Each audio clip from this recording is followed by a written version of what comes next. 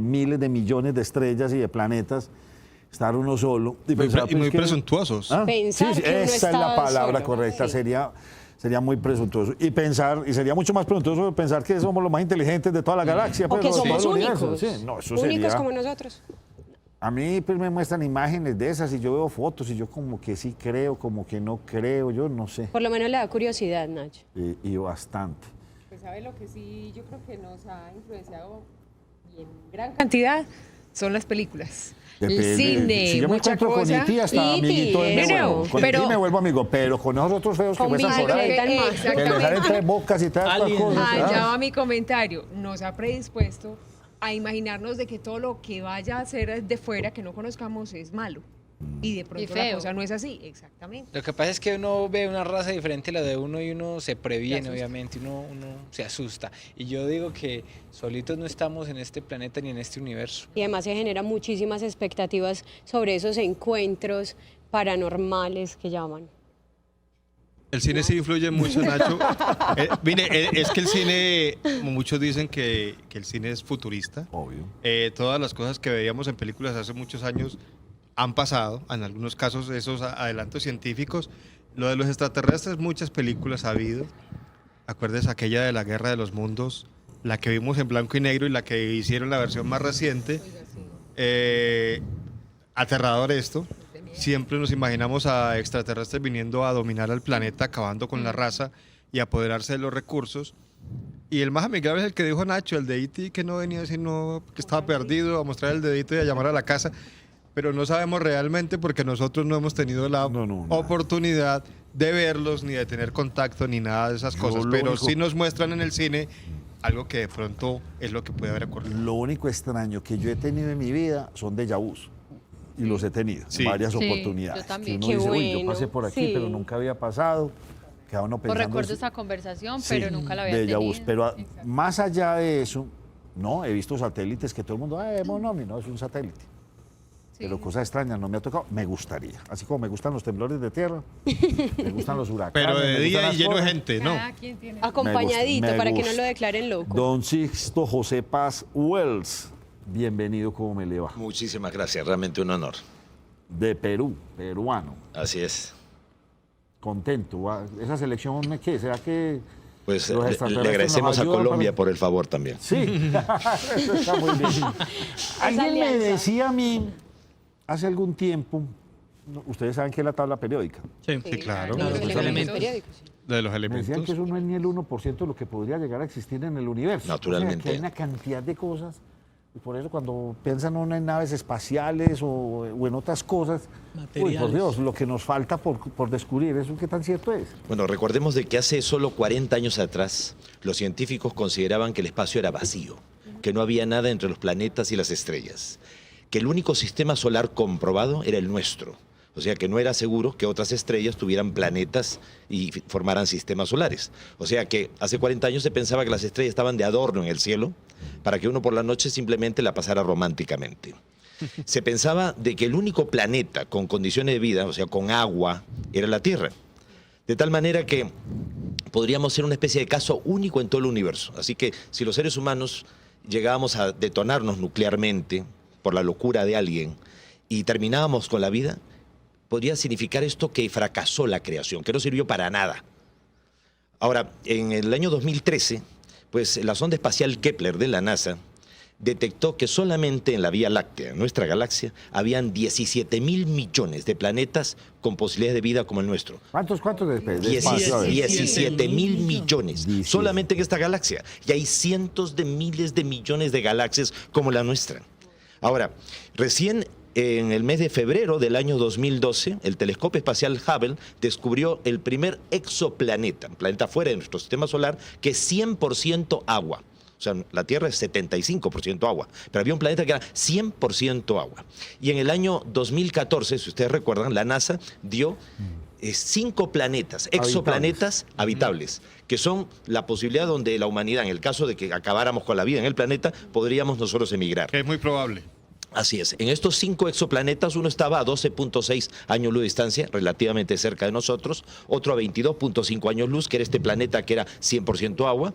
Después había otro que estaba más o menos como a unos casi 500 años luz, otro estaba a 1200 y otro a 1600 años luz. Uno dice, bueno, las distancias son enormes, es imposible que algún día podamos llegar allí. Sin embargo, Miguel Alcubierre, un científico mexicano, a mediados de los años 90 desarrolló la tecnología de los motores de plasma, por lo cual ya existe la tecnología por la cual podríamos llegar a viajar por el universo a velocidades realmente sorprendentes. Se dice, según la física, que es imposible viajar más rápido que la velocidad de la luz, casi 300.000 kilómetros por segundo, porque nos transformamos en luz y después no habría nada que nos volviera a cohesionar. Pues la NASA, a partir del descubrimiento de Alcubierre, ha desarrollado un tipo de nave que logra crear una especie de cápsula, o sea, es como un anillo. La nave está dentro del anillo, y entonces esto crea un aislamiento de la nave y permitiría que con motores de plasma se viajara 10 veces la velocidad de la luz, por lo cual podríamos llegar al exoplaneta más cercano a nuestro sistema solar, que es un planeta que gira alrededor de la estrella Alfa Centauro. O sea, Alfa Centauro es una estrella binaria, y se ha descubierto, ahora en el año 2012, que en la franja de planetas habitables, no demasiado cerca a su estrella, no demasiado lejos, para tener condiciones, hay un planeta que tiene océanos como la Tierra, que tiene continentes rocosos, tiene atmósfera realmente aceptable, solo que es un planeta más grande que el nuestro y que podría ser habitable. Y es el más cercano a nosotros, a solamente 4.2 años luz de distancia.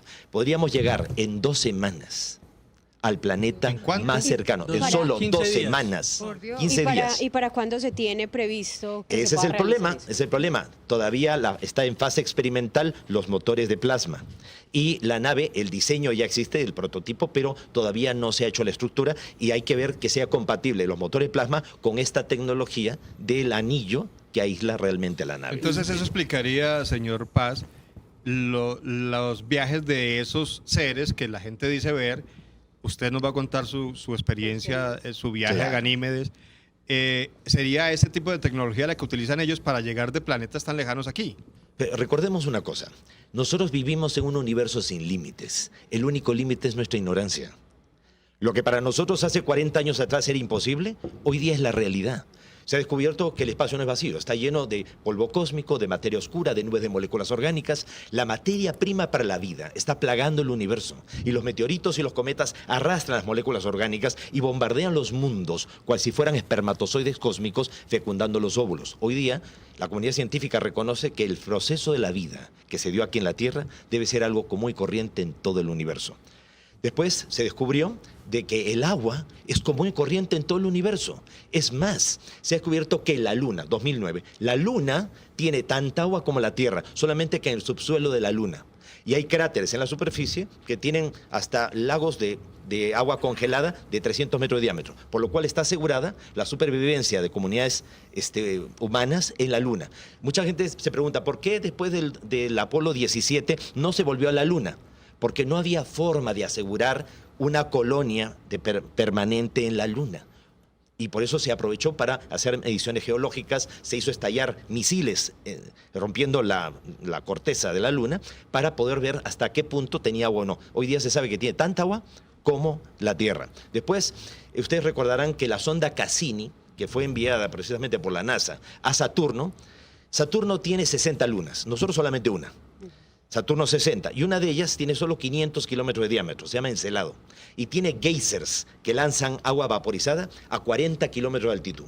Uno se va a los parques nacionales y te encuentras un geyser que te lanza agua a 20 metros y todo el mundo aplaudiendo. Allí, en Encelado, lanza a 40 kilómetros de altitud los geysers y nadie aplaude, porque ni siquiera no lo vemos. Venga, permítame, yo me quiero, porque usted no está dando una cantidad de información. Sí, muchísimo.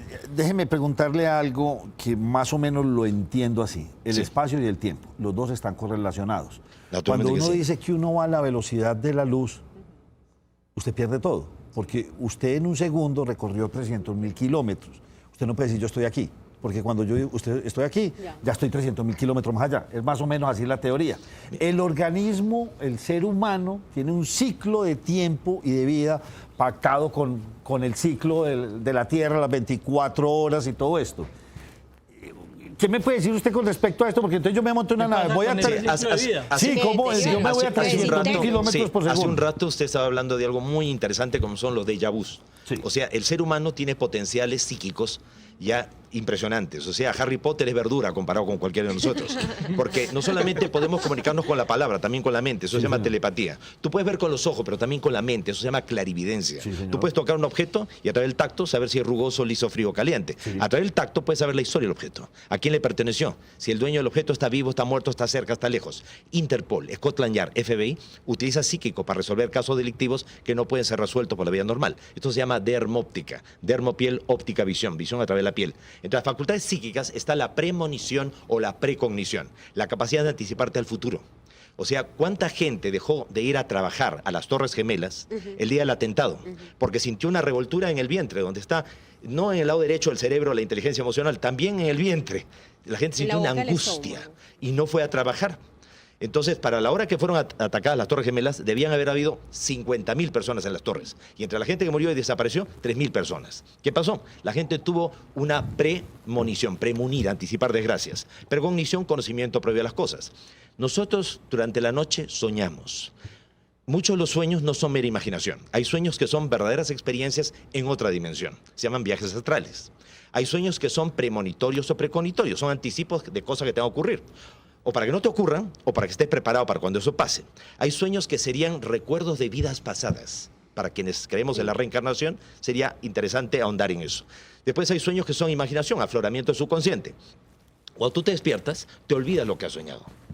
Y de pronto cuando ocurre la situación que ya habías anticipado, dices, pero esto ya lo había vivido, esto ya lo había soñado. Nunca había estado aquí, sin embargo yo sé que detrás de este muro hay una torre, o hay un pozo, o hay una piscina, y está ahí, todo está ahí. ¿Cómo puedes haberlo sabido? ¿Vidas pasadas o porque tuviste esa precognición, conocimiento previo de las cosas?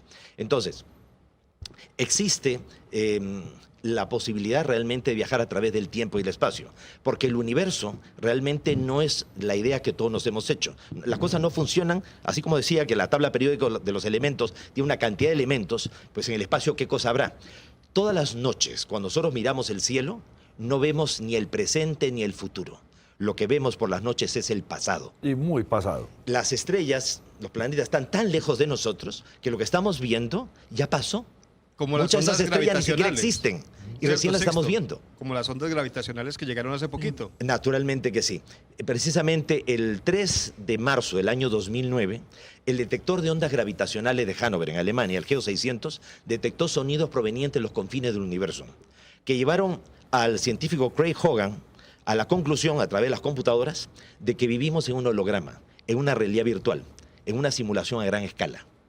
En el año 2014, debido a la física cuántica, a la física de las partículas, Michio Kaku, que es un científico norteamericano de padres japoneses que tiene un programa de televisión en Discovery Channel, declaró de que realmente la física cuántica estaría confirmando de que nosotros vivimos como una especie de realidad paralela. Ya Stephen Hawking había hablado de que existen universos paralelos y que a él no le repugna pensar de que habrían otros Stephen Hawking viviendo en esos universos paralelos. Hace miles de años en la India se hablaba que el ser humano tiene 7 cuerpos y que tú así, como estás viviendo tú en esta realidad material, cuando tú duermes, vives otra realidad paralela en el astral, pero también puedes vivir otra realidad paralela en el mental, en el alma, en el espíritu. O sea, vivimos en universos paralelos. Tengo una pregunta. Sí. Y es precisamente si eso, digámoslo así, se sabe y se conoce tal cual nos lo está contando, ¿por qué la negación? O sea, ¿no es más fácil tratar de entender eso y cómo se da y cómo poder apropiarnos del tema en lugar de negarlo? Porque la mayoría de las personas, las comunidades, los gobiernos incluso pretenden es negarlo en lugar de entenderlo. ¿Cuál es el Muchos interés? científicos los tildan de pseudociencia. Bueno, ¿O qué es el cualquier interés? conocimiento que uno tiene, que no tienen los demás, te da un poder y una ventaja sobre el resto. Sí. El control de la información es la ventaja en el mundo moderno. Estamos en la llamada plena era de Acuario, según los esoteristas. Antes había poca información, ahora hay demasiada información. Y es muy difícil saber que todo lo que circula por ahí es verdad. Circulan verdades, verdades y mentiras y todas revueltas. Hoy día, para poder acceder a la verdad, tienes que utilizar la intuición, la imaginación y la inteligencia. O la intuición, el instinto y la inteligencia. Entonces, no puedes creerlo todo, tampoco puedes rechazarlo todo. Cuando tú te encuentras que el 13 de mayo del año 2008, una fecha muy sensible para la Iglesia Católica, 13 de mayo, porque recuerda la aparición de la Virgen de Fátima. José Gabriel Funes, la máxima autoridad astronómica del Vaticano, un jesuita, él de origen argentino. Ahora está de moda ser jesuita y argentino. Sí. Entonces, este que es el científico a cargo del Observatorio Castel Gandolfo en Roma, declaró al diario Observatorio Romano, que es el medio oficial del Vaticano, que el Vaticano acepta la vida extraterrestre y que es tan lícito para un católico creer en Dios como creer en los extraterrestres. Dios santo, ¿en qué mundo estamos viviendo? Cuando Stephen Hawking es entrevistado en el año 2014 para Discovery Channel, y él siempre comunicándose a través de un ordenador, una computadora, porque no puede hablar, lamentablemente tiene tiene una enfermedad que lo tiene sumido en una silla de ruedas, él declaró que él está convencido que los extraterrestres existen, pero recomienda que no tratemos de tener contacto con ellos porque podrían venir a invadirnos o a conquistarnos. Si vinieran con malas intenciones, hace tiempo que nos hubieran hecho polvo. Sí. Y nos están visitando desde tiempos inmemoriales, porque todos los mitos y leyendas de los pueblos antiguos hablan de dioses, enviados los dioses o ángeles que vinieron y prometieron volver algún día. Pero una pregunta. de cierta manera, ¿cuál es el interés de los gobiernos ocultar esa información? La primera razón es porque para los militares le da lo mismo que sean extraterrestres o extranjeros. Desde el momento en que un objeto volador no identificado invade tu espacio aéreo sin que tú lo puedas evitar, es un problema de seguridad nacional. Entonces, de cara a los contribuyentes, está haciendo el ridículo, pues no puedes evitarlo. ¿Para qué existen fronteras? ¿Para qué existen militares si son una coladera? Por otro lado, el negocio más próspero en la actualidad, que solo compite en rentabilidad con el narcotráfico internacional, es la venta de armamento. Si se muestra que estos seres existen y no vienen con malas intenciones, esto obligaría a que todos los países del mundo nos uniéramos como una sola gran nación, con un solo gran gobierno mundial, que podrían ser las Naciones Unidas. Si desaparecen las fronteras, desaparece el negocio de la venta de armas y también desaparece la deuda externa. No habría quien debiera que a quién. Desaparecería la pobreza en el mundo, pero hay quienes no les conviene que eso pase, naturalmente. Ahora, ¿cómo quedan los... ¿Qué pasa si estos seres nos comparten tecnología de última generación? ¿Qué pasa si nos dicen que con solo un pequeño cristal de cuarzo podemos extraer la energía de 1 millón de barriles de petróleo o 2 centrales nucleares? ¿Qué pasaría con los países exportadores de energía nuclear o de petróleo? Por otro lado, ¿qué si nos hablan de energía libre? Que todas las estrellas están irradiando energía en el universo y la energía está ahí. Lo único que necesitas es simplemente un condensador, acumulador de energía para tener energía indefinida. No habría dueño. Y no hay dueños, no hay grandes empresas que controlan todo esto, ¿no es cierto? Ahora, y también, ¿cómo quedan nuestras religiones? ¿Por qué si los líderes religiosos están en contacto con la divinidad, que yo no dudo que lo puedan estar, por qué nunca nos dijeron a los fieles que teníamos hermanos en otros planetas? Si lo sabían, ¿por qué lo ocultaron? Y si no lo sabían, ¿por qué no lo sabían? Tendrían que haberlo sabido, no que están inspirados del jefe. Ahora, en 1999, Monseñor Corrado Balducci, teólogo del Vaticano, cardenal de la Iglesia Católica, teólogo y amigo personal del Papa Juan Pablo II, apareció en la RAI Televisión Italiana, y él declaró, ¿no?, la posición actual de la Iglesia Católica, 1999, frente al tema OVNI, es aceptar la posibilidad que en un universo tan grande no estemos solos y que los ángeles del pasado podrían ser los extraterrestres de hoy. Dios santo, ¿cómo cambian los tiempos? ¿Dónde se encuentran reencarnación, premoniciones, realidad virtual, realidad paralela con el fenómeno OVNI? Pues si estamos hablando nosotros de seres extraterrestres y de personas que afirmamos haber tenido la experiencia del contacto extraterrestre y haberlo podido verificar, no solo nosotros, a lo largo de 43 años de investigación o de vivencias junto con un grupo de contacto, porque esta no es la historia de Sixto Paz, es la historia de un colectivo de personas de la que yo soy solamente uno más. 10 veces hemos logrado invitar a la prensa a encuentros programados con anticipación. El primer periodista que nos acompañó en el año 74 fue Juan José Benítez, el mundialmente conocido autor de la serie Los libros del caballo de Troya, cuando solamente un corresponsal más de prensa, la agencia EFE, fue enviado al Perú a cubrir la insólita noticia de un grupo de jóvenes, que éramos en aquel entonces, hace 43 años, que decíamos tener contacto extraterrestre a través de la meditación y a través de la psicografía o escritura automática, que es una forma de telepatía instrumentalizada. Antecedentes. Mi padre investigaba los ovnis como un hobby antes que yo naciera. Mi padre era asesor científico en materia de aeronáutica y astronomía de la Fuerza Aérea del Perú. Mi padre fue amigo personal en Alemania de Hermann Ober, el profesor de Wernher von Braun, el creador de los Saturno 5 que llevaron al hombre a la Luna. Mi padre fue amigo personal de Neil Armstrong. Y Neil Armstrong le contó a mi papá, don Carlos, en la Luna hemos visto cosas que no podemos contar. O sea, no es cierto que no hayan llegado a la Luna. Sí llegaron a la Luna. Lo que pasa es que nunca se contó realmente qué vieron en la Luna. Eso es otra cosa. Entonces, pues estas experiencias de contacto que nos han permitido llevar 10 veces a la prensa, si ustedes entran a YouTube, se va a encontrar un canal con mi nombre, Sixto José Paz Wells. Ahí hay una serie de videos de las veces que hemos invitado a la prensa donde los propios periodistas, no nosotros, han filmado la aparición de los objetos a plena luz del día, no de noche, una lucecita rara, no, el objeto captado. Y lo más interesante, por ejemplo, el último video, que es filmado por Televisa de México. Los periodistas llegan con nosotros a un lugar, pero público, en este caso a las pirámides de Teotihuacán, un lugar turístico, delante de miles de turistas, de 10:30 de la mañana a 5:30 de la tarde. Entonces los periodistas dicen, bueno, Sixto Paz nos ha invitado porque dicen que algo va a aparecer, quién sabe, ¿no? Y así en plan sarcástico, irónico. Y aparecieron 6 objetos en el cielo haciendo evoluciones. Entonces al final del video, los periodistas dicen, es que fueron 6 objetos, esto fue increíble. Ahora, ¿qué demuestra? No tanto que nosotros somos los grandes contactados o que la experiencia nuestra es única, no. Hay mucha gente en el mundo que está teniendo estos contactos. Lo que pasa es que no todo el mundo se atreve a decirlo, no todo el mundo lo cuenta. Ahora, en estos contactos hemos tenido la oportunidad de verlos a ellos físicamente. Hoy día sabemos que son 60 razas diferentes las que están llegando a la Tierra. Hay seres de 3 metros de altura, hay seres de 2,5 metros, de 2 metros, de 1,90 m, 1,80 m, 1,50 m, 1,20 m, de 1 metro, de 80 centímetros, de 60 centímetros y de 10 centímetros. Por eso se les confundía con duendes, gnomos en el pasado, porque eran pequeñitos. Ahora hay seres de aspecto humanoide, antropomorfo. Hay seres de raza negra, extraterrestres, seres blancos, azules, hay medios verdosos, grisáceos. Hay también seres de aspecto zoomorfo, seres que aparecen reptiles antropomorfizados, Los pero con reptilianos cola y que todo. llaman. Hay seres de aspecto felinoide, parecen felinos. reptilianos. O sea, lo que, Sí, son los muestran, mismos lo que reptilianos. muestran en Hombres de Negro, Men de Black, es eso. No está tan lejos de la realidad. Hoy día ningún director de Hollywood ya se atreve a hacer ningún guión de ninguna película. Además, yo he tenido la oportunidad de estar en los estudios Burbank en Hollywood, sentado delante de directores como Joseph Randazzo y sus guionistas y todo, y contarles la experiencia del contacto, y años después ver que muchas de las cosas que les conté estaban en las películas. Sí, señor. Ustedes hace un momento estaban hablando de Alien, el octavo pasajero.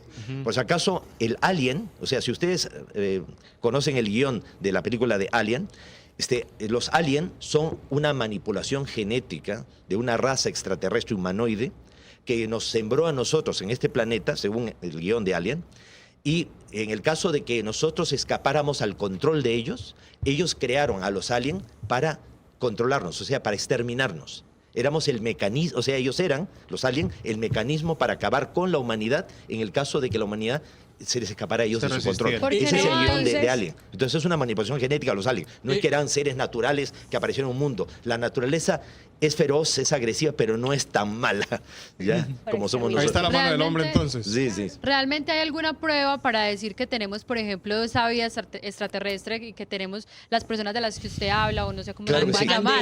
Claro, Sí, o sea, sí, ¿cómo, es cómo que- podemos evidenciar que usted- realmente Pero existe? oiga, yo Usted- le complemento. Ahí se viene entonces el mito de la zona 52. El Área 51. El área 51, en perdón, Brooklyn, yo Nevada. le Sí. cambié el tiempo. Bueno, el área 51, que allá supuestamente hay un extraterrestre que lo tiene, que lo Lo de abre. Roswell. Sí. O sea, es lo que hemos visto en las Acá hay dos películas. cosas, acá hay dos cosas que son muy interesantes sus preguntas. Primero, ustedes recuerdan que en 1989, como parte de la perestroika, o sea, el fin de la Unión Soviética, la caída del muro de Berlín y sí. todo, Mikhail Gorbachev pues permitió justamente esto de la perestroika, o sea, la liberación de información. Entonces la agencia TASS, la agencia oficial soviética, conocida más por ocultar información que por darla a conocer, informó de que un ovni había aterrizado en un parque público a 500 kilómetros al sur de Moscú, en un lugar llamado Voronezh. Y bajaron unos seres de 3 metros de altura, de apariencia antropomorfa humanoide, acompañó un pequeño robotito que dejó en el suelo un extraño cristal rojizo como una especie de ofrenda a la humanidad. Se subieron a su nave y se marcharon. Todo el mundo en el parque público, todo el mundo lo vio. La agencia TASS tenía más que perder que ganar contándolo y sin embargo lo informó como parte de la política de liberación de información y de transparencia. Entonces no lo estoy diciendo yo, lo está diciendo la agencia soviética en aquel entonces. Estoy hablando del año 89. En el mes de abril del año 2009, no recuerdo si fue el día 22 de abril del año 2009, el astronauta Edgar Mitchell, aquel que hizo la caminata espacial más larga en la Luna, Apolo 14, en 1971, declaró a todos los medios de comunicación reunidos en Europa, los extraterrestres existen, los gobiernos lo saben y no lo quieren dar a conocer. Nosotros recibimos incluso las instrucciones de cómo debemos actuar con determinado tipo de raza extraterrestre. Lo está diciendo un astronauta, pero o sea, uno de los más importantes que ha habido. Además, Edgar Mitchell era un científico, ¿no? Ya falleció lamentablemente, pero sus declaraciones están. Entonces, Nosotros, y digo, formo parte de un grupo de contacto, aquí también hay grupos de contacto nuestros aquí en Colombia que han tenido extraordinarias experiencias, ya contactos incluso físicos, ¿no? Tenemos un amigo, justamente uno de los organizadores de esta visita que hice aquí a Colombia, Edison Flores, que ha tenido la experiencia del contacto físico, ya como nosotros, y espero que en el futuro ya no me inviten a mí, lo inviten a él para que les hable ya de colombiano a Que nos colombiano. invite a nosotros, a Así ver. es. Bueno, entonces el asunto es que durante esos contactos, nosotros hemos tenido la oportunidad de preguntarles a ellos sobre todo, preguntarles sobre la vida y la muerte. ¿Y cómo lo hacen? ¿Y qué nos han dicho? Justamente de todos estos diálogos han surgido 20 libros que tengo publicados, algunos traducidos al italiano, al inglés, al alemán, al portugués.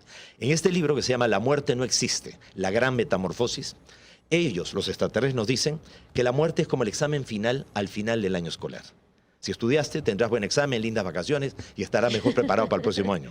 Que así como nosotros no enviamos a nuestros hijos un año a la escuela, sino año tras año para afianzar lo que han aprendido y para que aprendan cosas nuevas, Dios, la divinidad, la naturaleza, o como le queramos llamar, sabiendo que el ser no llega a realizar una sola existencia física, le concede tantas vidas como sean necesarias para pasar al siguiente paso, al siguiente nivel. Ahora, recuerden, dos personas no nacen en igualdad de condiciones. Uno nace hombre y otro nace mujer. Todavía las oportunidades no son las mismas para unos que para otras. Uno nace pobre, otro nace rico. Uno nace sano, otro nace enfermo. Uno tiene todas las oportunidades en la vida, otro no tuvo ninguna. Uno tuvo una larga vida y otro ni bien nació, se murió o no nació. Uno tuvo una hermosa familia y otro o no la tuvo o mejor que ni lo hubiera tenido. Si dos personas no nacen en igualdad de condiciones y Dios no interviene, tendríamos que pensar que Dios es indiferente frente al dolor humano. Y si interviene es injusto, porque no le da a todos la misma oportunidad. Pero Dios no es ni indiferente ni injusto, sino que todos tendríamos que pasar por todas las experiencias humanas para ir creciendo en conciencia. En una vida eres hombre, en otra mujer. En una pobre, en otra rico. En una sano, en otra enfermo. ¿Para qué?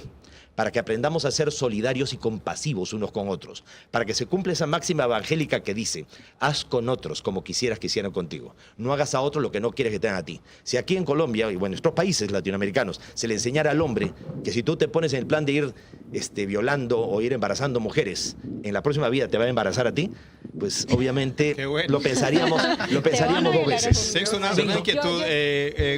Cuando usted habla de esa cantidad de 30 más o menos razas, dice, 60 razas. 60 razas, ¿vienen o hay algunos entre nosotros que confundimos con seres humanos comunes y corrientes? Hay extraterrestres conviviendo entre nosotros, que están Yo sí tomándole el tenía pulso a nuestra sospechas sociedad. con Dube. Y existe, venga, Pero venga, a deje propósito de ese sospechas. tema, háblenos de Vladimir Putin, que es una figura Sí, enigmática, hay sí. un misterio en Que es torno a eso. reptiliano, le llaman. Entonces, después de esta pausa, ya volvemos.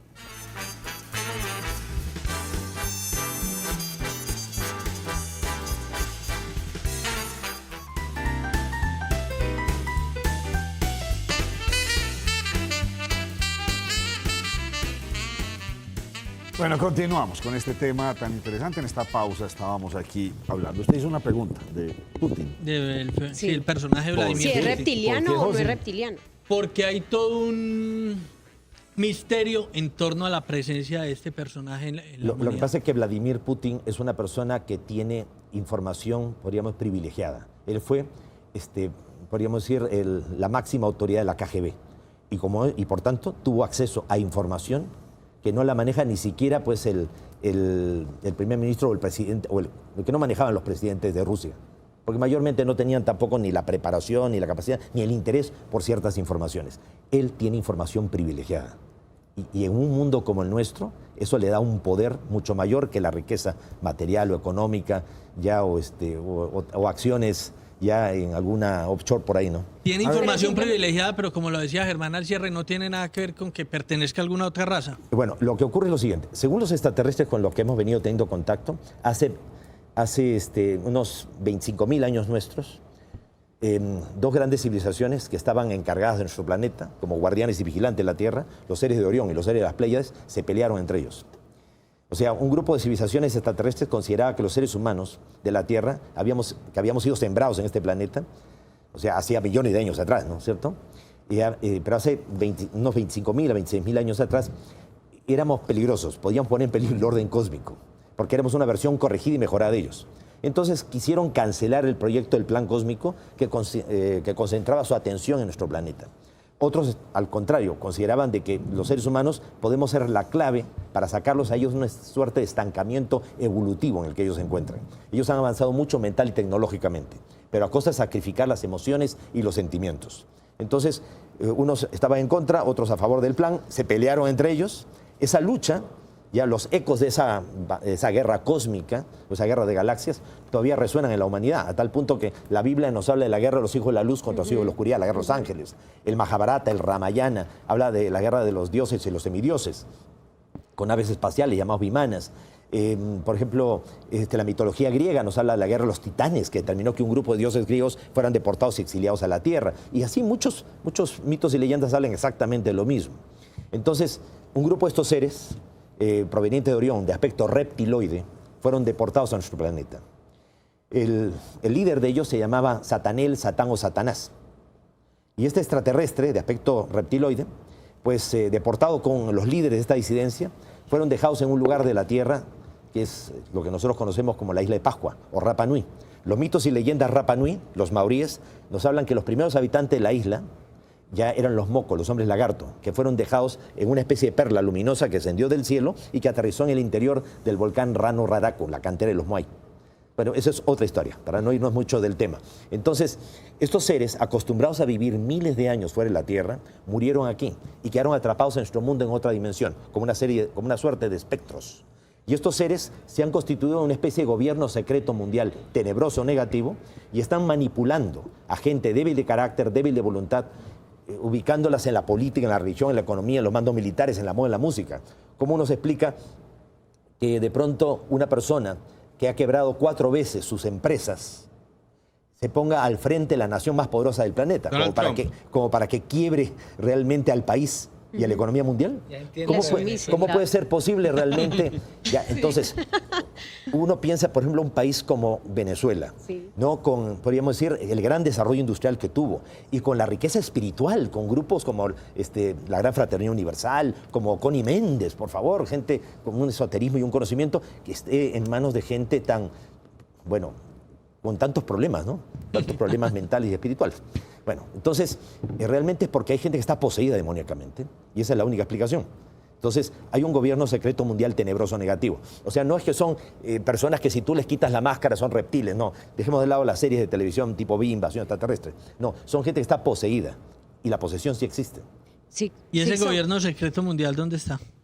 Pues, ¿Quién lo diría? realmente está repartido por el mundo, porque son 13 familias, o sea, son 13 clanes, por así decirlo, ¿ya? Alrededor de 300 familias que, de alguna manera, algunos de ellos ya son estos seres que han encarnado, algunos han logrado encarnar en este planeta, y se les llama los Illuminati. En la segunda mitad del siglo XVIII, Adam de Weisbaum y el barón Nathan de Rothschild fundaron la secta de los Iluminados de Baviera, pero ya anteriormente habían ido actuando pues, a través de otros mecanismos. Entonces, los Illuminati, pues realmente ejercen una acción pues decidida, o sea, ellos siempre están detrás de cámaras, ellos no son los que están en primera fila. Los Bush, por ejemplo, ya eran solamente sirvientes de estas, Pero ahí de esta están los secta. Rockefeller, por ejemplo. Claro, pero como te digo, no son las personas muchas veces que están en primera fila, ¿ya? Son Tipo los que Kissinger comandan. o tipo, no sé. Ya, Oiga, a mí me cualquiera de gustó estas mucho personas. esta charla hasta que usted le metió política. Bueno, Pero Porque tiene esto ya toda se la volvió lógica. político, Sí. entonces, usted que conoce tanto de eso. Acá en Colombia, ¿quién entonces, tenemos? ¿Cómo definimos aquí el asunto, sí o no? Bueno, justamente soy turista. Estoy de paso por este país, no puedo intervenir en la no puede política hablar local. de política. Yo tengo una- pero, pero oiga, lo único que he permítame- hecho es tratar de contestar las preguntas y las inquietudes. Sí, señor. Ya, y obviamente todos los temas están enganchados uno con otro. No, tranquilo. Claro. Yasmín tenía una inquietud que la hicimos en la pausa muy interesante acerca del medio ambiente. Del medio ambiente, sí. O sea, porque es que de cierta manera nosotros en ocasiones no encontramos como una lógica o un sentido realmente del por qué esos desastres naturales y por qué en ciertas regiones son más afectados que en otras. Sí, lamentablemente pues se tiene la idea equivocada de que el cambio climático es producto de la contaminación ambiental generada por el ser humano. Eso no es cierto. O sea, la contaminación ambiental generada por el ser humano, la irresponsabilidad del ser humano, lo que está haciendo es acelerando un proceso de deterioro del medio ambiente y está haciendo de que ciertos desastres que iban a ocurrir indefectiblemente, producto de un ciclo cósmico, sean mucho más violentos. En este libro, que es el 20º libro que tengo publicado, que se llama justamente El Santuario de la Tierra, pues menciono toda la revelación que los extraterrestres nos dijeron con respecto a esta gran metamorfosis planetaria o gran mutación planetaria. Según los extraterrestres, cada 26.000 años, nuestro planeta recibe un pulso procedente del centro de la galaxia. Es una energía de luz violeta. la energía de la transmutación, la mística, la fe, la magia, el cambio. Darwin, cuando elaboró la teoría de la evolución de las especies, él sabía que cada cierto tiempo se produce una gran mutación generalizada en el planeta.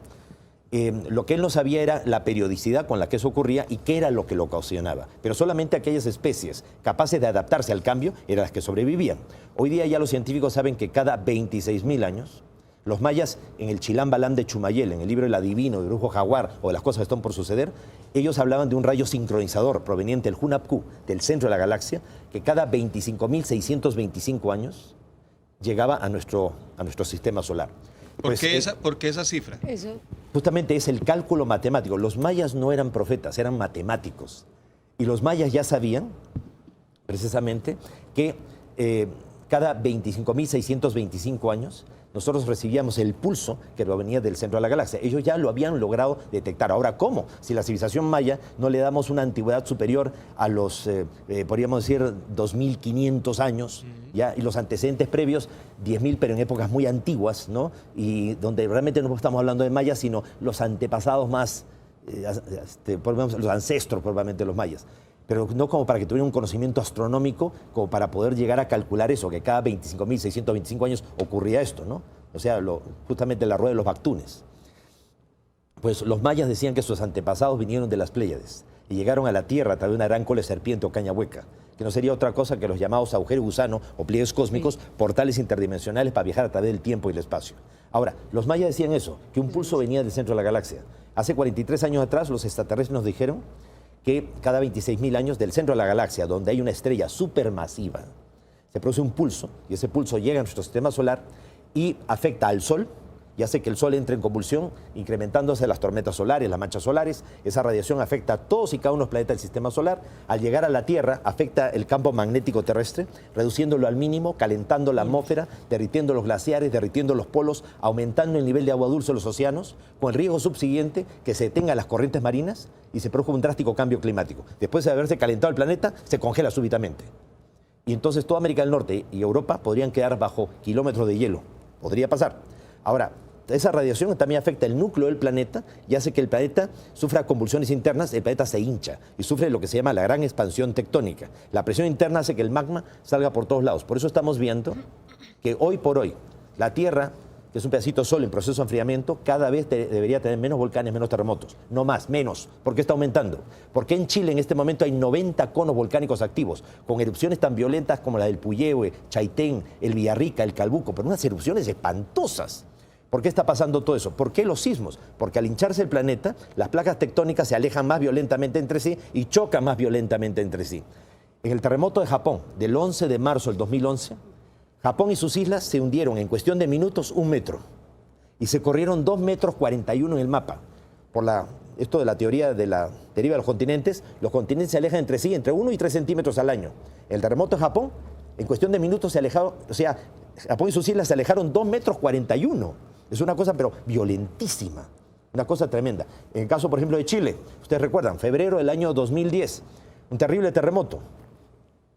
La sola ciudad de Concepción, que fue el epicentro, se alejó 8 metros hacia el oeste. Y todo el continente también se desplazó, todo el continente. Entonces, estamos viviendo realmente una cosa que no es solamente cambio climático. Acabo de estar hace cuestión de 15 días, ¿no? En Irlanda. Estaba con un grupo ahí en Irlanda y todo. Pues ahorita el Ofelia está encima de Irlanda y Escocia. O sea, los huracanes que se van formando generalmente cerca de las Azores y se van hacia el Caribe, simplemente cambió de rumbo y se fue hacia arriba, ¿ya? Y se fue hacia Escocia. ¿Qué está pasando con el planeta? Lo que vieron ustedes, el Harvey, por ejemplo, que inundó completamente Texas que es semiárido, ¿no? Y estamos viendo cosas tan terribles ya en el planeta y la gente está más preocupada en el fútbol que realmente en las pero de Tierra. cierta manera. ¿Cuáles son los países más privilegiados en el avistamiento? Perú, Ecuador, Europa, México. Hay ¿Cuáles unos son los lugares países donde- específicos. ¿Por qué? Colombia. ¿Y por qué? Aquí. Colombia, sí. Villa de Leyva dice que es uno de los Miren, centros. en la Sierra Nevada de Santa Marta, ya en toda esta zona, por ejemplo, el Cabo de la Vela, ya en La Guajira, las naves aparecen hasta por gusto. En la zona justamente de San Agustín, ya en el Huila, en el desierto de Tatacoa, en la Piedra de Huayca, en la laguna de Tota, en Boyacá. Nosotros hemos visto iluminarse la laguna y salir la nave delante de nuestros ojos. Y hemos visto incluso cómo se han formado portales dimensionales. La nave proyecta una especie de luz, forma un domo luminoso. Y hemos visto a seres antropomorfos humanoides salir del interior. Y no solamente nosotros, un colectivo muy grande de personas de varios países que hemos sido citados ahí para contacto. No me tome mal Desde- esta pregunta y no quiero ser respetuoso. Y nunca tienen una cámara, un pa' celular. probar. Sí, no, porque casi no ve esto. O esto, ¿por qué no es tan viral? Sí los tenemos, ¿Cómo lo pero registran? no salen. O sea, tú llevas tu cámara y se te descarga la batería instantáneamente. ¿Ya? Pero- Cuando eran, por ejemplo, rollos fotográficos, ya está el testimonio, por ejemplo, en páginas, o sea, de periódicos del año 89. La quinta vez que invitamos a la prensa en el desierto al sur del Perú. Vinieron 40 periodistas de 8 países. Entre ellos Leticia Callaba, Canal 51 Telemundo Miami, José Grey, Canal 23 Univisión, Beatriz Parga, el Miami Herald y muchos más. Apareció la nave, 80 metros sobre el suelo, agarraron todas las cámaras posibles, en ese entonces eran de rollo, épocas prehistóricas. Ya se tomó las fotografías y solo la primera foto de cada rollo fotográfico de cada cámara salió, el resto completamente velado. Y las cámaras de vídeo lograron filmarlo, ¿ya? Y se iban agotando las baterías. Los periodistas me dijeron, Sixto, por lo menos un documental de 1 hora de duración a nivel mundial. Esto es espectacular. Se fueron al Hotel Sheraton de Lima, que era el cuartel general de los periodistas allá en Lima, y llamaron por teléfono a sus canales. Lo tenemos, lo hemos filmado. Cuando llegaron a Miami, Canal 23 Univisión y Canal 51 Telemundo, se encontraron que gente del gobierno norteamericano, los famosos Men in Black, los hombres de negro, ya habían llegado y les habían dicho a la gerencia de ambos canales que esperaban que les entregaran las filmaciones para revisarlas previamente. Se las devolvieron recortadas y lo máximo que les permitieron a los periodistas fueron 3 minutos en un noticiero local. Ellos me llamaron a Lima y me dijeron, Sixto, si no hubiéramos vivido en carne propia la censura informativa, seguiríamos pensando que cuando se dice que hay toda una política de encubrimiento del fenómeno ovni, es una suerte de paranoia que acompaña a los contactados o simplemente se dice para darle caché al tema, darle importancia. Ahora nos consta, nos han censurado. De ese Sixto, yo contacto tengo que ha una tenido pregunta usted con los con... extraterrestres. ¿Ellos habitan en algún lugar específico del universo? ¿En qué Naturalmente que sí. Por ejemplo, ¿dónde hay vida extraterrestre más cercana a la Tierra? O sea, ellos tienen colonias de vida artificial, por ejemplo, en una de las lunas de Júpiter. En este caso, Ganímedes. ¿Dónde usted estuvo? O sea, donde tuve la oportunidad de viajar con ellos también. O sea, yo los acompañé en una nave a ¿Cómo ellos. fue ese viaje? Bueno, fue increíble. O sea, ¿Y cómo lo contactaron? ellos justamente se comunican con nosotros a través, como digo, de la psicografía y a través de la meditación. Mi esposa, la Marinita, con la que tengo 40 años de casado, más 7 años novios, es el mejor amigo que yo tengo. Ella también ha vivido las experiencias de contacto conmigo. Pues ella recibió un mensaje en el cual estos seres decían que me estaban esperando para acompañarlos. Y yo no creo que ella recibió el mensaje porque quisiera deshacerse de mí. No, la relación es muy buena. Ya, entonces fui en compañía de un grupo de personas, ya fuimos al desierto y detrás de los cerros apareció un objeto en forma de disco de un color verde brillante, pasó encima nuestro y cuando ya se estaba alejando, lanzó un haz de luz que cayó de forma oblicua sobre mi persona. Era un haz de luz como de 1,5 metros alrededor mío, de un color azul brillante. De un momento a otro fui alzado hacia arriba. No pasó ni un minuto en que se fue cerrando bajo mío como una especie de escotilla o tapa alcantarilla unos 3 metros de diámetro con 3 círculos concéntricos. Y un punto central salían varios rayos. Va bajando la intensidad de la luz y pude ver que la luz procedía de una especie de cristal piramidal suspendido un techo abovedado. Estaba un salón circular con luces rectangulares rojas alrededor. Empiezo a ver como un espejo, no veía a nadie. Por más que uno sepa que son buena gente, que vienen con buena onda, siempre tienes temor a los conocidos. Claro. Entonces, frente mío se ha abierto como una puerta ovalada, luminosa. Traté de avanzar como pude. Cuando logré mirar a través de esa puerta, vi que era como un salón hexagonal con un falso techo compuesto por pirámides invertidas de ancha base cuadrangular de un color naranja. A derecha y a izquierda de esta habitación hexagonal habían 3 niveles de pantallas. Lo curioso es que las pantallas no eran planas ni eran convexas, sino ligeramente cóncavas. O sea, como en la actualidad, pero en aquel entonces, en el 86. Entonces, y al pie de las pantallas había unos extraños escritorios blancos llenos de discos brillantes. En el centro de la habitación habían 2 grandes cilindros, de la mitad hacia abajo oscuros, de la mitad hacia arriba romos y transparentes, y dentro habían tubos metálicos con fragmentos de minerales en el interior. Como yo no veía a nadie, entré en la habitación y el piso no era duro, era como acolchado, un color amarillo mostaza. Me acerqué hacia los escritorios del lado izquierdo y como no veía imagen alguna en estas supuestas pantallas, no sé cómo es que me atreví a colocar mi dedo sobre uno de estos discos brillantes pensando que de pronto al tocarlo aparecería algún tipo de imagen donde estos seres se asomaran y me dijeran, oye, siéntete cómodo, como si estuvieras en tu nave. Tomé agüita, Ya, Sixto. sí, toqué ahí. Estás en tu nave. Ya, y no pasó nada. Lo que sí pasó es que no podía sacar mi dedo. Comencé a sentir calambres en el brazo y no podía sacarlo. Entonces comencé a angustiarme pensando, ahora van a entrar estos seres aquí y me van a encontrar con el dedo pegado en sus controles. Y un momento que pensé más en ellos que en mi dedo, Ya lo pude retirar y asustado, angustiado, me fui hasta el centro de la habitación. Dije, si ustedes me han invitado, ¿dónde están? Y al frente mío, que era una pared completamente lisa, se ha escorrido como una compuerta, una luz muy potente y la silueta de 4 seres. Uno como 1,80 m, robusto, corpulento, y otros 3 como de 1,20 m, cabezones. Entonces yo lo único que atiné a hacer fue irme hacia atrás y saludar. Pero estaban inmóviles, quietos. Yo dije, uy, uy, uy, seguro que han estado mirando que estaba metiendo la mano y ya se molestaron. Entonces el más alto ha venido caminando hacia mí. Tenía un traje brillante que solamente dejaba ver el rostro y las manos. La apariencia como un oriental, parecía un coreano, un mongol oriental. Ojos marcadamente oblicuos, pómulos muy pronunciados, rostro ancho. Y de pronto empezó a hablar en perfecto castellano, lo cual me sorprendió, porque en anteriores contactos la comunicación siempre era mental y tú captas como que te están hablando. Aquí no, habló lento y pausado en castellano. Me dijo que no tuviera miedo, que estaría 1 hora con ellos, o sea, y que dentro de poco los acompañaría ya definitivamente allá a Ganímedes. Mientras que él estaba conversando conmigo, los otros 3 seres más pequeños, ¿no?, y cabezones comenzaron a moverse por la habitación. Lo curioso es que lo que se movían por la habitación crecían de tamaño o se reducían de tamaño, lo cual me pareció muy raro. Tenían trajes brillantes idénticos a este otro ser, solo que su rostro era blanco como la leche, los ojos oscuros ocupando la tercera parte del rostro, la nariz eran solamente 2 orificios y el labio superior cubría el inferior de tal manera que parecía que no tenían boca. Los brazos muy largos, sobre todo los dedos, que llegaban casi a la altura de las rodillas. Uno de ellos que pasó muy cerca mío, sentí que no tenían vida como la nuestra, que era como algún tipo de androide o de robot. Entonces, el que pasó muy cerca venía trayendo una especie de caja rectangular metálica dorada. Yo pensé que era una caja, después me di cuenta que había unos anillos en un extremo y era más bien como unas placas o planchas de metal y llena de extraños ideogramas. Entonces el otro ser me dijo, mira, esta es parte de la historia de tu mundo. Llegará un día en que la humanidad de la Tierra sabrá que ustedes son el resultado de más de un experimento genético extraterrestre, pero no rata de laboratorio, sino algo así como bebé de probeta. Y nuestro mundo no es una granja, sino una especie de casa cuna o jardín de infantes, donde ellos estarían tratando de innovar una forma de educación diferente que les permita con el tiempo aprender cosas a través nuestro. Porque no hay nadie, por muy sabio que sea, que no tenga algo que aprender. Y nadie, por muy humilde que sea, que no tenga algo que enseñar. Que a lo largo de nuestra historia ha habido hibridación y mestizaje entre extraterrestres y seres humanos de la Tierra. Y no de una civilización, de varias. Ha habido naufragios estelares, colonizaje extraterrestre y hasta deportación de extraterrestres a nuestro mundo después de verdaderas guerras de galaxias que han tenido como escenario neutral de sus batallas nuestro mundo. ¿Cómo fue ese regreso?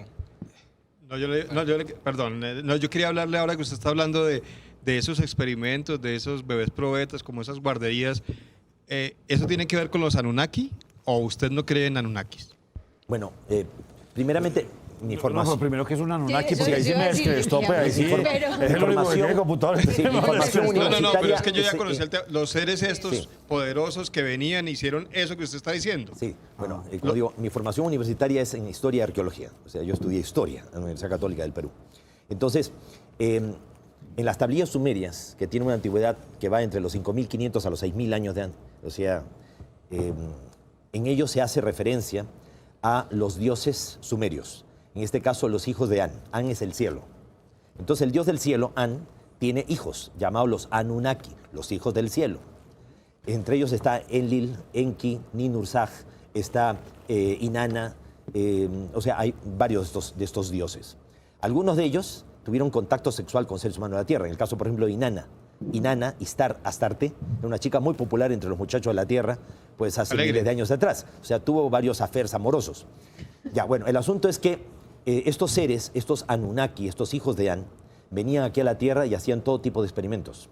De eso ya lo mencionan tablillas de arcilla, ¿no?, en escritura ideográfica simbólica, posteriormente replicados en escritura cuneiforme de la época acadia, elamita, asiria, babilonia, persa. Entonces, cuando el río suena es porque piedras traen. Si esos relatos, esos mitos existen, es porque realmente eso ocurrió alguna vez en el pasado. Entonces nuestro planeta ha sido escenario de verdaderos contactos de estos seres del cielo. ¿Conoce alguna otra persona que esté viva en la actualidad que haya tenido la misma experiencia o similar? Muchísima a la suya? gente. Hay muchas personas que han tenido estas experiencias. Está el caso de Marla, una contactada mexicana extraordinaria. Está el caso, por ejemplo, de Edward Billy Meyer en Suiza, que tuvo unos contactos extraordinarios. Enrique Castillo Rincón, que ustedes lo conocieron aquí, estuvo mucho tiempo en Colombia, él venía de Costa Rica y tuvo también experiencias con seres procedentes de las Pléyades. Hay contactados, por ejemplo, en Bolivia tienen ustedes a Luis Fernando Mostajo. Y en los ningún contactos. caso, Joven. en ningún caso hubo transferencia de conocimiento. Claro que sí. O sea, de allá Sí, para por eso acá. el resultado. Pues el resultado es toda la información que les estoy transmitiendo. No, eso es información, pero digo transferencia de conocimiento, o sea, nuevas tecnologías. O no hagan esto y hagan esto. No, No, es sé, que- o sea, si usted está contando una historia... Sí.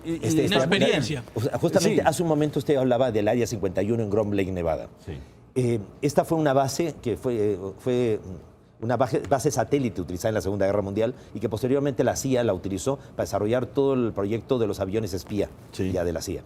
Y posteriormente en ese lugar se ha venido desarrollando todo el proyecto de los aviones Steel, o sea, los F-117, los F-111, los Black Manta, los Blackbird, los bombarderos B-2 a la Delta, todos se desarrollaron allí. Entonces, hay toda una aura de misterios. Durante muchísimos años se dijo que el Área 51 no existía.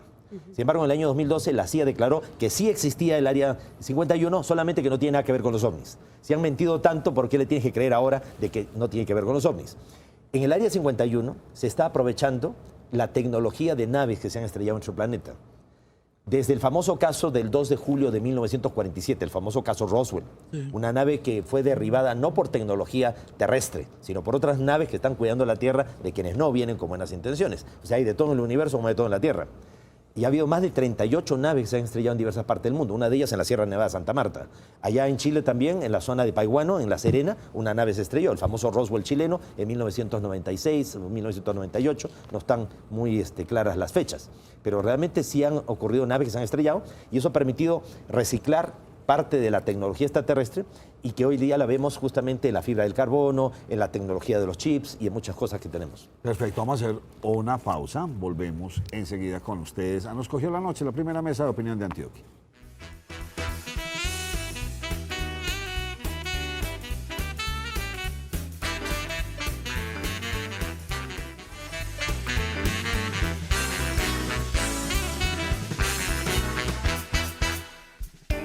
Continuamos en Nos cogió la noche. ¿Quién quedó con la última pregunta? José José. Fernando Gil. Que como- ¿Con qué criterio escogen los contactados, a quienes contactan? Ellos seleccionan a la gente con la que desean contactarse, pero no porque tal o cual persona sea mejor que el resto, sino porque ellos saben que a través de ciertas personas pueden llegar a un colectivo mucho más amplio. ¿De qué les serviría tener contacto con alguien que vive la experiencia y por el temor al ridículo, al desprestigio, jamás se va a exponer, jamás lo va a contar? Ahora, cuando nosotros empezamos esto en el año 74, éramos un grupo de jóvenes adolescentes que no teníamos nada que perder contando nuestra experiencia. Teníamos la ventaja de que mi padre investigaba el tema OVNI y él fue la plataforma por la cual la agencia F se interesó en nuestro contacto y por eso enviaron a Juan José Benítez para que nos acompañara. Entonces mi padre, que era una persona reconocida mundialmente ya en el terreno de la aeronáutica, la astronomía y todo, pues realmente fue la plataforma y el apoyo. Entonces, ahora, ¿por qué no se contactaron con mi papá? Porque mi papá, ya con su formación científica, ya él hacía investigaciones de campo, investigaciones de estudio, estadísticas, pero jamás se le hubiera ocurrido a él ir al desierto a intentar una experiencia de contacto extraterrestre, o menos utilizar la meditación de la Hatha Yoga, ¿no?, para intentar una experiencia de contacto. Nosotros dimos un paso más hacia adelante gracias al apoyo de mi padre, y fue eso lo que nos permitió a nosotros la experiencia del contacto. Ahora, y desde el primer momento compartimos la experiencia. Al primero que invitamos para que nos acompañara después, para que verificara que el contacto era cierto, era mi papá. Mi padre, junto con gente de la Fuerza Aérea, vinieron con nosotros al desierto. Ellos estaban convencidos de que iban a perder el tiempo. Llevaron largavistas, prismáticos, llevaron también telescopios para hacer una sesión de astronomía al aire libre. Y en ese momento apareció un objeto en forma de cilindro, que calcularon medía 150 metros, estaba inclinado de lado, se enderezó y a velocidad dirigible pasó por encima de todos nosotros. Mi padre en ese momento decía, y después nos lo confesó, no puede ser posible. Tantos años investigando el tema OVNI y al final estos seres vienen a tener contacto con mis hijos y no conmigo. ¿Qué injusto? Sí, ¿Cómo se ¿cuántas dieron veces cuenta? te han dicho loco? Que estás loco, que estás demente. ¿Cuántas veces? De sabio, poeta y loco todos tenemos un poco, ¿no es cierto? Pues precisamente en el año 2006 recibimos la invitación para una experiencia de contacto extraordinaria en la isla de Pascua, uno de los lugares más enigmáticos del planeta Tierra. Y un psiquiatra, asesor del CEFA, de la Comisión de Investigación de Fenómenos Anómalos de la Fuerza Aérea Chilena, el doctor Mario Duzuel, se enteró y en plan escéptico me llamó y me dijo, don Sisto, me enteró que ustedes van a ir a esta isla que es parte de la quinta región de Chile y ¿puedo acompañarlos? Mire, doctor, hace mucho tiempo que hay gente que considera que nuestro grupo y yo personalmente necesitamos un psiquiatra y urgente. ¿Qué mejor que usted que se ofrece voluntariamente a acompañarnos? Y entonces él vino con nosotros en plan escéptico, pero aceptó meditar con nosotros y todo. Entonces, delante de él recibimos el mensaje ya en la isla de Pascua que decía a qué hora, qué día y en qué lugar de la isla iban a aparecer. Claro, en ese momento el psiquiatra debe haber pensado, están peor de lo que yo imaginaba. Entonces, el día anterior al contacto, nos reunimos con los militares del aeropuerto Mataveri y la población de Jangaroa y les contamos, miren, vamos a tener un avistamiento al pie del volcán Poique, al lado del Ajo Tongariki, una de las plataformas ceremoniales donde hay 15 estatuas que están todavía de pie o que las han vuelto a poner pues, en valor ahí. Los militares dijeron, podemos estar atentos, don Sixto, ¿no? Porque como aparezco mucho en la televisión de Chile, ya me conoce mucho. Entonces, vamos a estar atentos. Bueno, fuimos con el psiquiatra, éramos 25 personas y aparecieron 2 objetos. Por favor, no me crean. Hay un canal de YouTube con mi nombre, Sixto José Paz Wells. Vean ustedes el video del ovni en la isla de Pascua, a plena luz del día. La nave saliendo del interior del cráter del volcán y todo el mundo lo vio. Y están los militares ahí con nosotros. Esas que tenemos, imágenes que están en pantalla. Sí, es parte de las imágenes y todo. ¿ya? Ok. Pero ustedes vean después el video completo, pues es sí. espectacular. Bueno, y sobre todo el testimonio de los militares. Entonces, ya en la torre de control con los militares delante del psiquiatra me dicen, don Sixto, fue espectacular, lo tenemos grabado en la pantalla del radar. Y el psiquiatra dijo, bueno, ya no puedo argumentar que fue histeria colectiva ni alucinación. Hoy día el psiquiatra ya no es más asesor de la Fuerza Aérea, pero es parte del grupo nuestro y medita todos los días. Una pregunta es, cuando uno piensa en seres de otros planetas extraterrestres, muchas veces se hace referencia a seres superiores. ¿Está bien relacionado eso o no necesariamente porque lleguen aquí en sus naves quieren decir que sean seres superiores a nosotros? Bueno, hay países aquí en nuestro planeta muy civilizados, muy desarrollados y todo, ya que nos llevan muchos años de desarrollo tecnológico, industrial y todo, y sin embargo tienen bombas nucleares y no durarían tirarlas. Entonces son más civilizados, son más evolucionados, son más avanzados que nosotros. Es relativo, es muy relativo. Sí. Entonces, ciertamente, necesariamente las civilizaciones que nos están visitando tienen que ser tecnológicamente más avanzadas, si no, no podrían salir de su entorno y llegar donde nosotros estamos. Ahora, no cualquier civilización puede ingresar. La Tierra está en una especie de cuarentena, en la cual hay un grupo de civilizaciones que actúan como guardianes y vigilantes. Cuando una nave trata de entrar sin autorización, le pasa lo que le pasó a la nave de Roswell. Es derribada por otras que nos están cuidando. Hay un video también en YouTube de 1991 del Discovery, del transbordador espacial. Se ve la curvatura terrestre y un objeto luminoso en ángulo de entrada al planeta y aparece inmediatamente de diversas partes del mundo 7 otros objetos que le cierran el paso, le lanzan una especie de misil de haz de luz que obliga a este objeto a hacer un increíble ángulo de salida y a marcharse a gran velocidad por donde había venido. Por eso las Sagradas Escrituras dice, hay gran violencia en los cielos. O sea, arriba están agarrando tortazos. Se habla de bases al interior de los mares y de muchos avistamientos en el mar.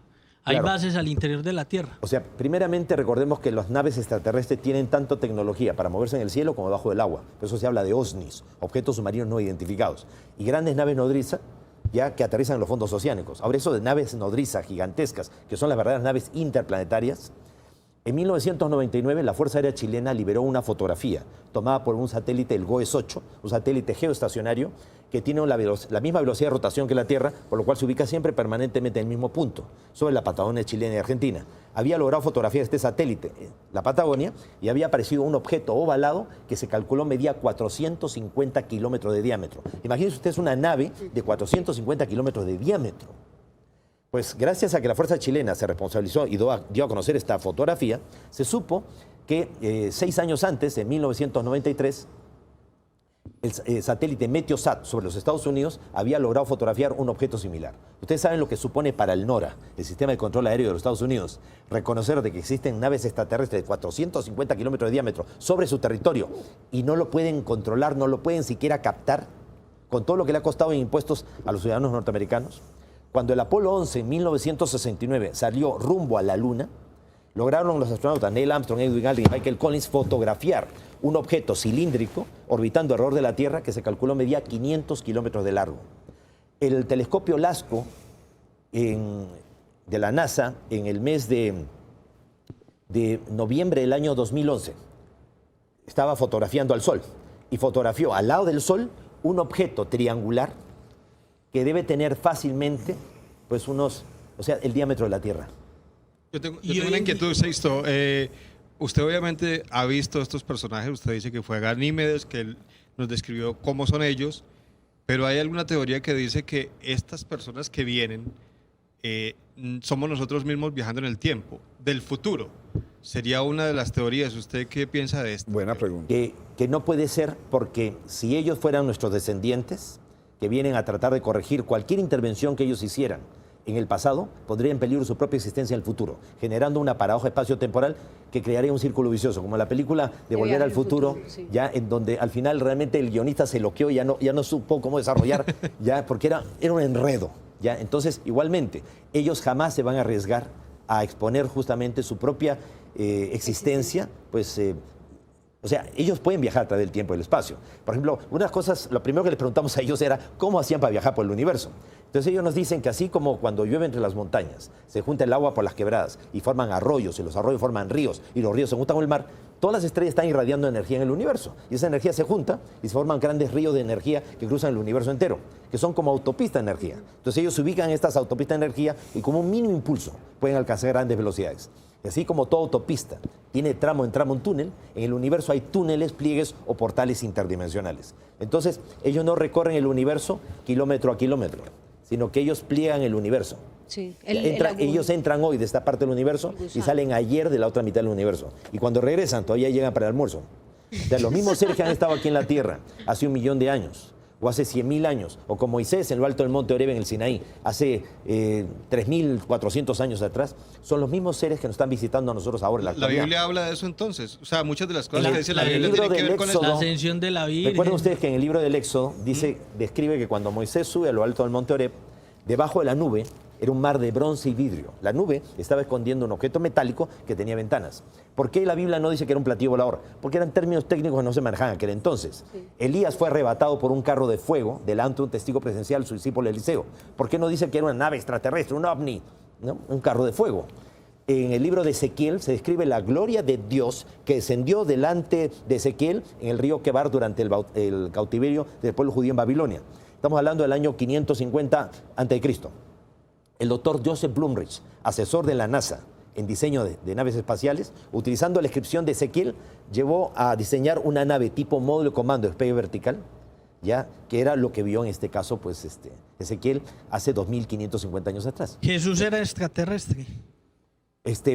Lo que pasa es que ángel en griego significa mensajero, sí. ¿Ya? Y eso involucra a cualquier mensajero. Entonces, vuelvo a las palabras de Monseñor Corrado Balducci. Los ángeles del pasado podrían ser los extraterrestres de hoy. De cierta manera, ¿cuál es ese mensaje que ellos nos quieren dar a través de ustedes? Bueno, primeramente, el primer mensaje básico es, si ellos han logrado sobrevivir y pasar etapas de crisis de crecimiento, como la que nosotros estamos viviendo en la actualidad, nosotros no tenemos por qué pensar que nos vayamos a destruir. Si ellos lo lograron, ¿por qué nosotros no? Solamente que hay que descubrir el potencial sin límites que el ser humano tiene. Ustedes recordarán que el 11 del 11 del 2011, cientos de miles de personas, millones de personas a nivel mundial, nos unimos en oración, en meditación, para tratar de crear un estado mental colectivo positivo que podía revertir todo lo que se había anunciado, malinterpretado, ya que podía ocurrir en el 2012. Se había malinterpretado la profecía de los mayas. Hasta Hollywood había contribuido con la película de 2012, una película terrible que hasta el director muere, o sea, es una cosa pero espantosa. Y la NASA también había dicho de que para el 2012 se esperaba la más terrible tormenta solar. Dentro de la escala iba a ser de las más poderosas, iba a freír al planeta. Pues la gente el 11 del 2011 se unió, oró, meditó, envió mucha luz. Entre los días 5 y 6 de marzo del año 2012 se produjo la más terrible tormenta solar, tal como lo había anunciado la NASA. Se pensaba que la onda de choque llegara a Tierra en 24 horas y destruyera todos los satélites de comunicaciones, friera el planeta. ¿Qué fue lo que pasó? Nada. ¿Y qué dijeron científicos? Después de un estudio exhaustivo, de un análisis profundo, que habíamos tenido buena suerte. O sea, hay que ser científico para decir que tuvimos buena suerte, porque ellos no se podían explicar por qué no nos pasó nada. Ahora, durante todo el año 2012 se registraron más de 1.465 sismos, entre los 5 y los 8,6 grados. ¿Cuánta gente murió en esos 1.465 sismos? Solo 1.000 personas. Menos de una persona por sismo. Oye, no puede ser. Si en el terremoto de enero del año 2010 en Haití, que fue de 7 grados, muy cerca de la superficie, muy destructivo, pero de solo 7 grados, murieron casi 300.000 personas. ¿Cómo puede ser posible que hayan habido 1.465 sismos entre los 5 y los 8,6 grados y solamente morían 1.000 personas? Porque el efecto residual de la masa crítica no impidió de que los acontecimientos se dieran, pero sí de que fueran lo menos traumáticos posible. Por eso ahora que estamos viviendo el cambio climático, si la gente se une, si la gente se conecta, podemos realmente dirigir los acontecimientos. Igualmente pasó con el huracán Patricia. El huracán Patricia venía por el Pacífico mexicano. Era un huracán grado 7. Lo máximo que llevaban los huracanes era grado 5. Vientos huracanados de 175 a 215 kilómetros por hora. Este era entre 300 y 400 kilómetros por hora. Ya se había calculado todas las ciudades que iban a desaparecer de México. La gente se unió, oró, meditó, me dio mucha luz. Apareció un ovnis también en la costa del Pacífico mexicano. Y total, el huracán llegó a la costa de México y se convirtió en tormenta tropical y no pasó nada. Hasta ahora los científicos no se explican por qué no pasó. Sixto, una inquietud. Nacho le preguntaba hace un momento 2 preguntas que usted no le respondió. Voy con la primera. Es esto de viajar a una velocidad distinta haría que uno envejeciera más y cuando llegara estuviera más viejo, una. Y la otra es, también le preguntó Nacho sobre la transferencia de tecnología.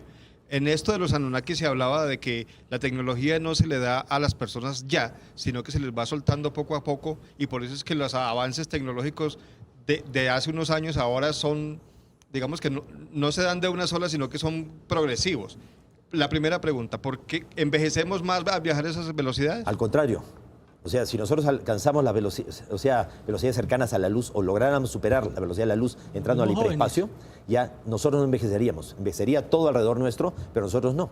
De tal manera que si nosotros viajamos, por ejemplo, a la galaxia más cercana a nosotros, o sea, a Andrómeda, la M31, la gran nebulosa de Andrómeda, que está a 2 millones de años luz de distancia.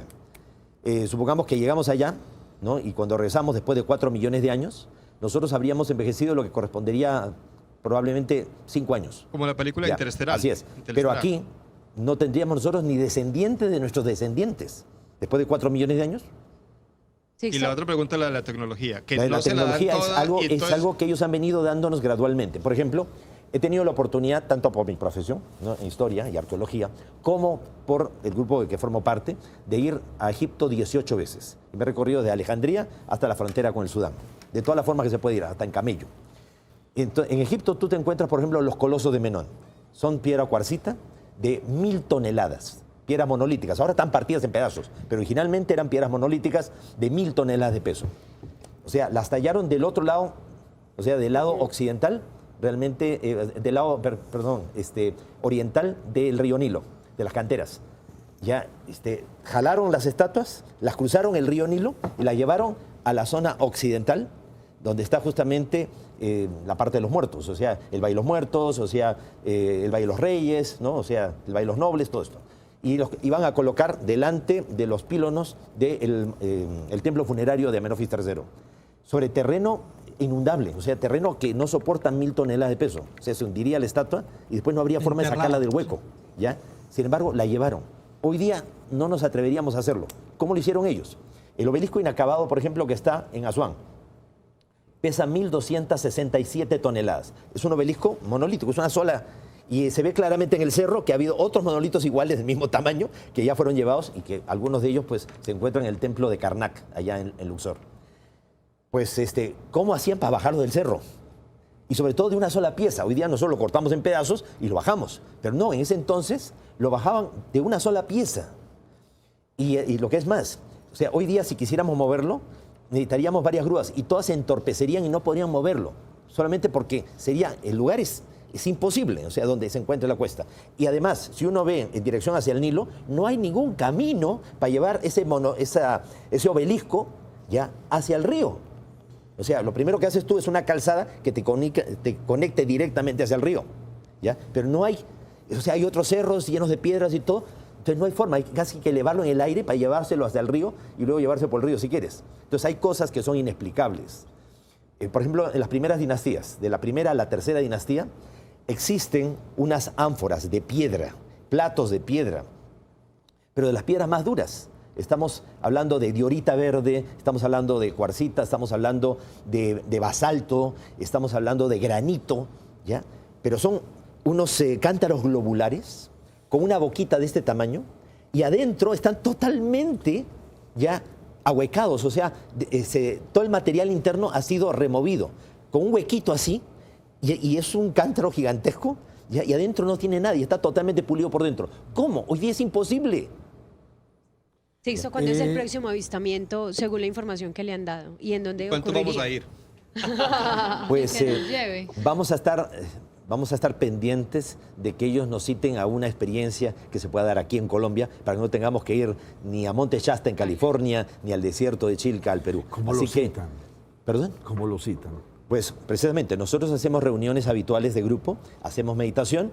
En estos días vamos a estar haciendo meditaciones, prácticas, y vamos a ver si existe la posibilidad de preguntarles a ellos la posibilidad de que se dé una experiencia como esta. ¿Cómo se dieron cuenta ustedes que a través de la meditación realmente podrían tener contacto? O sea, ¿cómo se dio ese proceso? Porque dice uno, pues no si nos nunca... dimos cuenta, sino lo intentamos simplemente.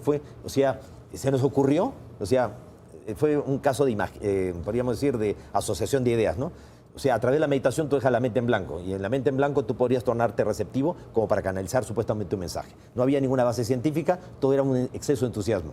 Y entonces fue así como jugando, fue realmente como un juego, que recibimos un supuesto primer mensaje. Pedimos una prueba, salimos al desierto, tuvimos el avistamiento, y meses más tarde la nave aterrizó, vimos bajar a los tripulantes, y después pudimos invitar a los periodistas. ¿Por qué razón física, además, Colombia es un sitio propicio para los avistamientos? Sí, eso era la Bueno, primeramente porque todos nuestros países se encuentran, aparte del cinturón de fuego del Pacífico, un choque de placa violento, tenemos las cordilleras, se mueven energías extraordinarias por el choque de las placas y por justamente el levantamiento de los Andes, y esto hace que realmente sea un lugar donde las líneas de energía del planeta. Recordemos que la Tierra es un organismo vivo. Es decir, como nosotros tenemos meridianos, tenemos corriente de energía, ¿no? Por eso funciona la acupuntura, la digitopuntura, la acupresión, también el planeta funciona. Y nuestros antepasados sabían que la Tierra era un organismo vivo, y por eso en ciertos lugares, por ejemplo, como el caso de San Agustín, colocaban estelas. En el pasado colocaban menires o dolmens.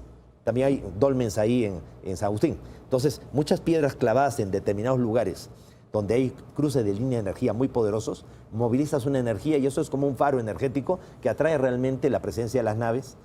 Hay lugares del planeta que hay minerales que a ellos les interesan, o las mismas energías o la geografía del terreno hace que la gente tenga una mayor predisposición para una conexión superior. Entonces, por eso ellos han visitado estos países, tipo Colombia, tipo Perú, tipo Chile, Ecuador, desde tiempos inmemoriales. Y eso se puede ver claramente en la cerámica, se puede ver en todos los mitos y leyendas de los pueblos antiguos. ¿Existe el mito con el oro? ¿Es real o no? No porque, el oro obviamente tenía, imagínense ustedes, yo soy un muisca y veo una nave dorada que gira sobre sí mismo y todo, yo pienso, el oro, lo dorado, es símbolo de los dioses. Sí. Entonces, todo lo que sea oro me conecta a mí con la divinidad. Pero los extraterrestres pueden sacar, hay asteroides que giran alrededor de Júpiter que tienen más oro que todo el oro de la Tierra, así que... Vamos a hacer una última pausa, ya volvemos con ustedes.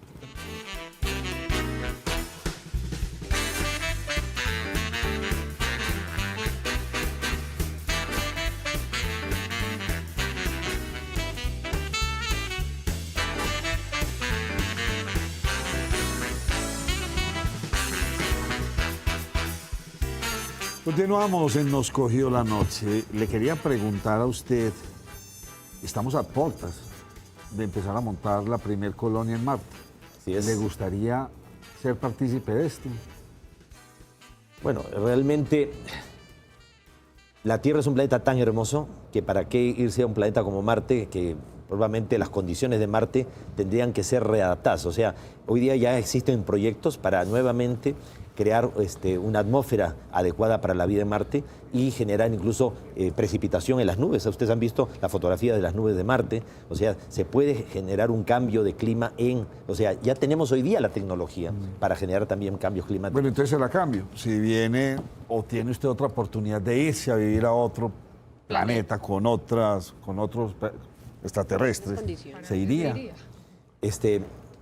Bueno, realmente no me interesaría ir con los extraterrestres, porque en casa tengo una terrestre extra.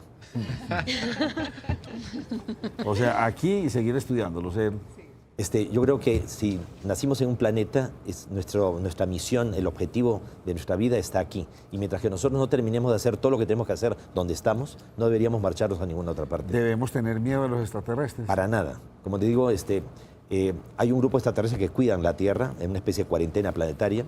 El problema no es los que vienen de afuera, el problema es los que ya están aquí adentro. Y esos seres ni siquiera tampoco tienen mucho poder sobre la humanidad. Lo que pasa es que son como espectros. Y ellos basan el control sobre la humanidad a través de la información y a través del miedo. Por eso los extraterrestres nos dicen que a lo único que hay que tener miedo es al propio miedo, porque el temor es ignorancia, es no saber de qué lado de las fuerzas uno se encuentra. Si tú estás del lado de la luz, siempre la luz resplandece en la oscuridad. Yo leía en estos días algún informe científico de los norteamericanos y de europeos que se atreven a calcular más o menos que entre 150 y 200 años estaremos ya con la tecnología para colonizar planetas similares a la Tierra. ¿Cree usted que estamos así distantes o puede ser mucho antes? Mucho antes. O sea, si usted ve como a fines del siglo XIX, en la Oficina de Patentes de Nueva York, salió publicado una información que decía, todo lo que podía ser inventado está. Ya no se puede inventar nada nuevo.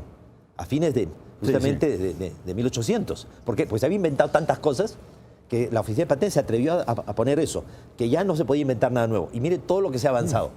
Y por cada avance, inmediatamente trae consigo muchas otras cosas colaterales. Así que yo le daría mucho menos tiempo a todo eso. ¿Será que tenemos que entonces desarrollar la tecnología de la hibernación para poder viajar? No necesariamente. O sea, con esto de Miguel Alcubierre y la tecnología también de los motores de plasma, podríamos viajar por el universo. Ya lo de viaje a las estrellas no estaría tan lejos realmente de la realidad. Es más, la NASA le ha puesto como nombre a la nave espacial que funcionaría con motores de plasma y que lograría justamente crear ese campo que le permitiría viajar 10 veces más rápido que la velocidad de la luz, la nave USS Enterprise.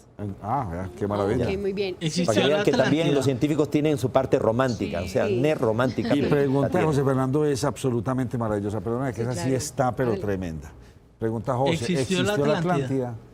Pues cuando Hernán Cortés llegó a la corte de Montezuma, ya el rey azteca le dice, mi gran señor Quetzalcóatl, Kukulcán, la serpiente emplumada. Como tú bien sabes, nosotros somos descendientes de la antigua Aztlán, una isla continente yendo de los mares donde las garzas emprenden vuelo al amanecer. Se estaba refiriendo precisamente hacia el oriente.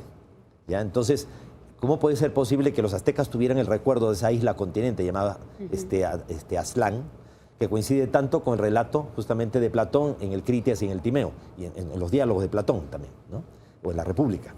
Así que no solamente es una isla que desapareció tipo Santorini, ¿no? Ahí en el Mediterráneo, es que realmente hubo algún grupo de islas que estaban, si nosotros volvemos a Pangea, o sea, a conectar nuevamente los continentes, antes de que se dividieran Gondwana y Eurasia, vamos a encontrar un espacio, y ese espacio justamente sería la famosa Atlántida. ¿Y eran extraterrestres? Eran mestizos entre extraterrestres y seres humanos de la Tierra. Eso lo dice el capítulo 6 del Génesis y el libro apócrifo de Enoc, que dice que cuando los hombres comenzaron a poblar la Tierra, pues engendraron hijas. Y los hijos de Dios, los ángeles del cielo, se unieron a las hijas de los hombres. Entonces los mestizos fueron reunidos en un grupo de 10 islas, la mayor de ellas la isla Undal en el Océano Atlántico, y surgió el mito de Atlántida. Sixto, de cierta manera se ha hablado también del Triángulo de las Bermudas como una especie de espectro, de lugar muy especial como dentro de la Tierra. Como un portal interdimensional. Sí, ustedes sabían que, por ejemplo, el 5 de diciembre de 1945, ¿cuántos aviones? 5 aviones, caza bombardero TVM Avenger, hacían vuelo de instrucción entre la Florida y las Bermudas. Era el famoso vuelo 19. Sí. Al mando iba el teniente Taylor, condecorado, o sea, joven, pero condecorado de la Segunda Guerra Mundial. Hacían vuelo de instrucción entre la Florida y las Bermudas, cuando de pronto fueron envueltos en una extraña fosforescencia, un color verde brillante. Dejaron de ver el mar debajo de ellos. Los instrumentos se volvieron locos. Algunos radioaficionados de las costas de Estados Unidos captaron las comunicaciones entrecortadas a los pilotos, que estaban totalmente desubicados. Los 5 aviones, con 10 hombres en total, desaparecieron. A la hora se envió un hidroavión Mariner con 17 hombres a bordo a buscarlos. También desapareció. Se movilizaron 500 barcos submarinos, portaaviones, y no se encontró ni siquiera una mancha de combustible flotando en el mar. El 5 de diciembre del 45 desaparecieron 6 aviones, 27 hombres en total.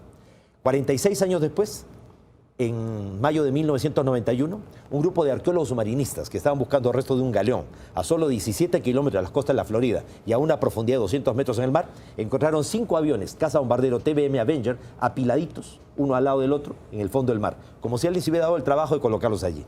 Tenían las cabinas selladas, o sea, los pilotos no habían saltado los aviones, pero dentro no habían restos óseos.